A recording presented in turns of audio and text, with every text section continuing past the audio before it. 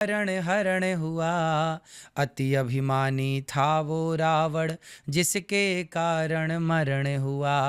अति कभी ना करना बंदे, इति तेरी हो जाएगी। बिन पंखों के पक्षी जैसी, गति तेरी हो जाएगी। चाणक्य कहते हैं अति सर्वत्र वर्जित। यहाँ किसी का अपमान नहीं, सुंदरता का कोई उद्देश्य नहीं किसी को आहत करना, उद्देश्य है अति की। ये मैं नहीं कह रहा हूँ, चाणक्य कह रहे हैं। तो आप भी तो अति सुंदर बन के आते हैं। नहीं, हम अति इतने सुंदर नहीं लग हैं। रहे हैं आप। आपका ऐसा जैसा लगता है कोई ड्रेस डिजाइनर हो, ज्वेलरी डिजाइनर हो, और जिसने पूरा डिजाइन किया हो। आपके बाल भी इतने सुंदर। जब सोल्जर मूवी आई थी तो बॉबी देओल के भी ऐसे ही बाल थे उस समय। तो इसका वाला ये अति में माना जाएगा, नहीं माना जाएगा? ये अति में क्वालिफाई होगा, नहीं होगा? नहीं, हम तो आप सबके दास हैं, सेवक हैं।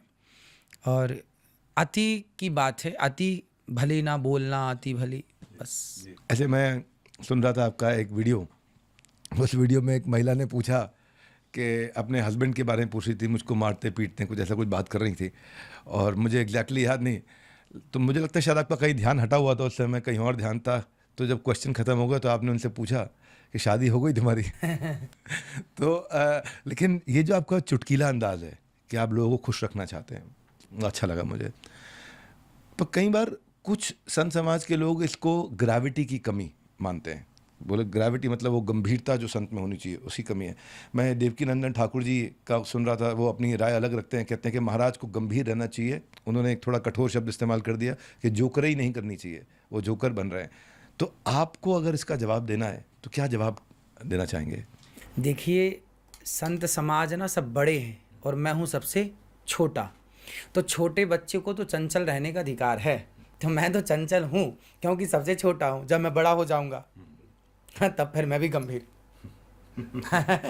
ऐसे बैठूंगा। आपकी विनम्रता बहुत अच्छी लगी मुझे, इसमें बहुत सीखने को मिलता है। क्योंकि आप जब सीढ़ियाँ भी उतरते हैं तो लगता है जैसे नृत्य कर रहे हैं। तो वो आपका एक अपना तरीका है। गायों के साथ भागते हुए मैंने आपका एक वीडियो देखा था, बहुत सुंदर लगा वो वीडियो।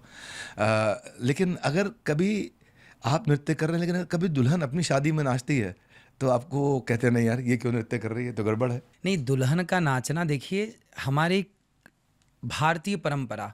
हम लोग क्या हैं, हम लोग इस फील्ड से हैं जहाँ पे हम भारतीय संस्कार और संस्कृति की बात ही कर सकते हैं। आप आज़ाद हैं, लेकिन हम आपको आज़ादी नहीं, शास्त्र तो हमें आज़ाद नहीं करते ना। गीता कहती है कि ये सिद्धांत है, इससे अतिरिक्त यदि आप जाओगे तो गलत माने जाओगे गीता के हिसाब से। तो एक मर्यादाएं हैं हर चीज़ की। तो लड़की जब नाचती हुई आती है तो सारा समाज होता है। नाचना तो है सारी